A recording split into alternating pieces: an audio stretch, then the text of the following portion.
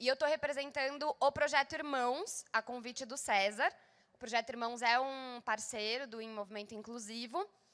Para quem não conhece, a gente vai apresentar um pouco melhor, mas nós somos um grupo de irmãos de pessoas com deficiências cognitivas e a gente tem uma rede de apoio entre a gente para falar sobre temas, né, que só a gente entende, assim como os pais e as mães também têm esse lugar. E a gente está vendendo ali atrás os livros, que agora foi sorteado, né, um dos Apertem os Cintos. E eu também estou vendendo os quadros do meu irmão, que tem síndrome de Down, ali atrás. E um dos quadros a gente também vai sortear em algum dos momentos que o César vai trazer para vocês. Mas aí eu vou contar um pouco mais sobre o livro mais à frente também. Pode passar.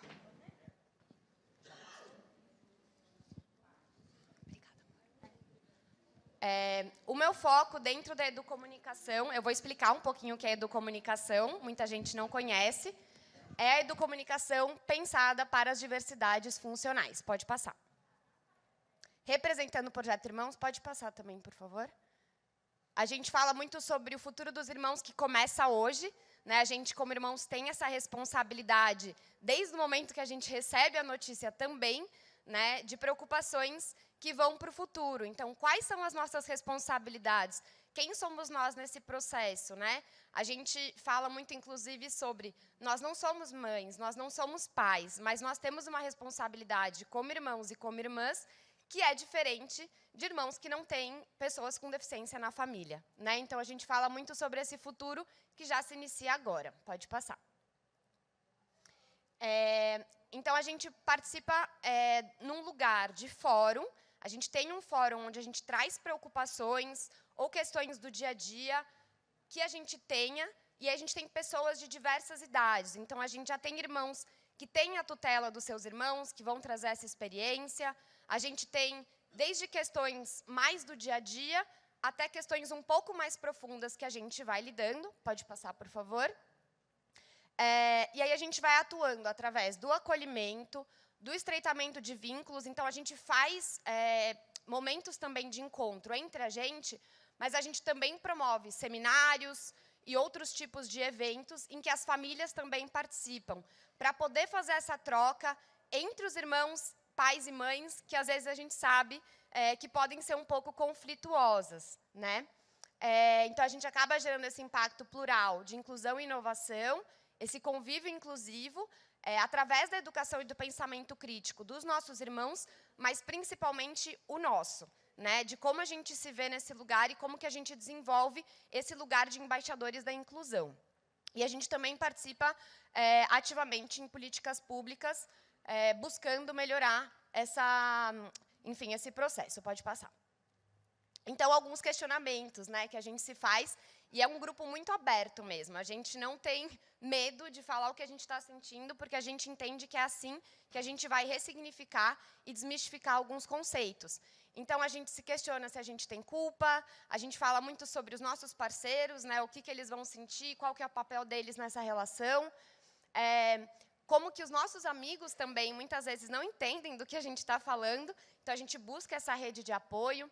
A gente fala sobre a herança genética também, a gente já teve alguns encontros bem potentes sobre isso, né? A grande pergunta aí, depois que os nossos pais se forem, se eu tenho preconceito, se eu também sou capacitista, se eu sou uma pessoa íntegra, quais são os meus direitos também como irmão, né? E como se colocar nesse lugar bastante em relação também a esse lugar na família, né? Para a gente não ficar acumulando nossos traumas também, né?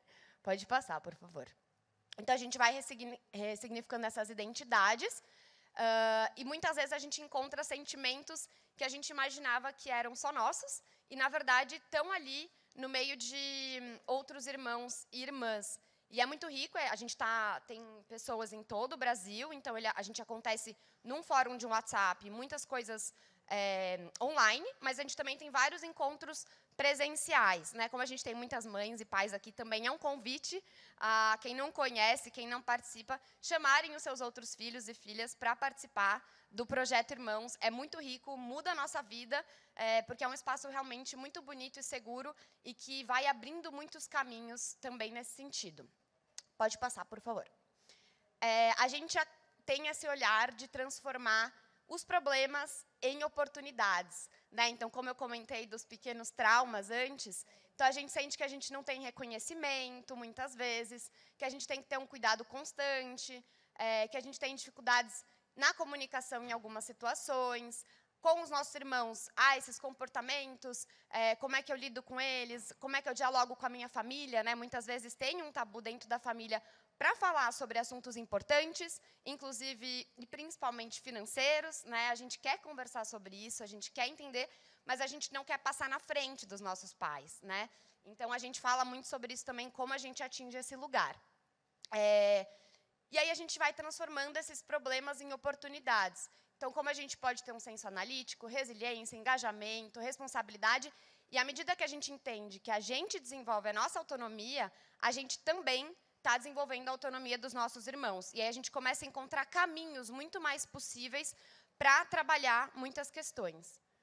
Pode passar, por favor. Então, como eu falei antes, mas aqui está um pouco mais explicado, as metodologias. A gente tem workshops, a gente tem o advocacy, muitas vivências, palestras, capacitações, rodas de conversas, e aí a gente trabalha com as famílias, no setor privado, nas academias de ensino, nas organizações governamentais e institutos de pesquisa.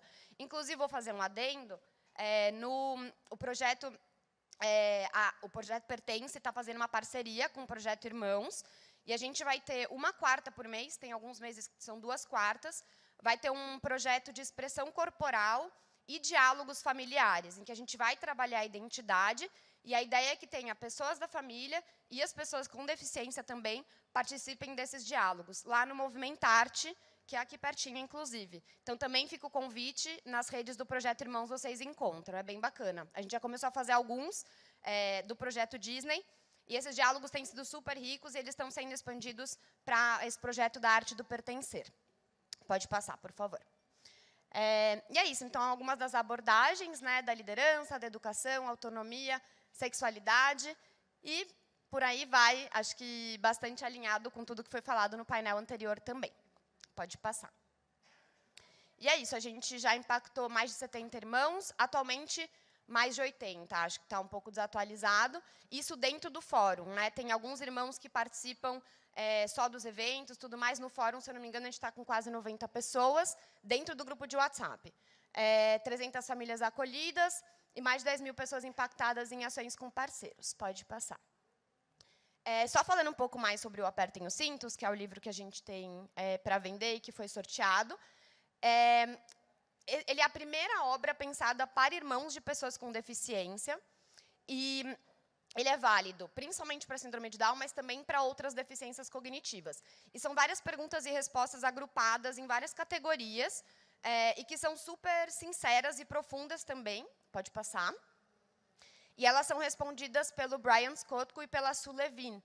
O Brian também é irmão, e ele é médico geneticista, diretor do programa Síndrome de Down do Hospital Geral de Massachusetts. E a Sue Levine é assistente social, e ela é cofundadora de uma organização que tem associados de famílias para pensar novos recursos. A gente fez um seminário com eles durante a pandemia, e daí nasceu a ideia do Projeto Irmãos, em parceria com o Humano Down, de traduzir esse livro, né? Eles conseguiram os direitos para traduzir esse livro. E aí, dentro do livro também, a gente tem uma pesquisa da Carolina Nóbrega, que é irmã também, neuropsicóloga, e a gente está desenvolvendo um pequeno censo de irmãos para entender quais são os medos, quais são as inseguranças, quais são as conquistas, para poder divulgar e trabalhar com isso depois. Pode passar. Aqui está o contato da Débora, que é a idealizadora do projeto.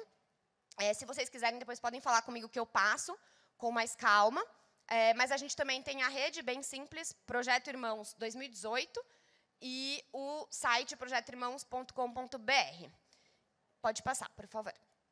Obrigada. Vou só trazer algumas reflexões e provocações como educomunicadora, né? Eu trouxe aqui que eu estou com diferentes chapéus, além de ser mediadora desse painel maravilhoso. Eu estou aqui como educomunicadora pela ECA USP. Para quem não conhece, é um curso que junta a educação com comunicação. É um curso relativamente novo e tem tudo a ver com esse processo de buscar caminhos para a inclusão também, né? E eu me formei com foco na comunicação não verbal, e aí trabalhando educação dos sentidos, psicologia, pensando nas diversidades funcionais. Eu tenho uma empresa de acessibilidade e localização audiovisual, então a gente faz Libras audiodescrição, eu esqueci de fazer minha audiodescrição, que coisa feia, vou fazer agora. E eu estou desenvolvendo agora um projeto para pessoas com diversidades funcionais, focado em liderança, pensamento crítico, cidadania e sonhos.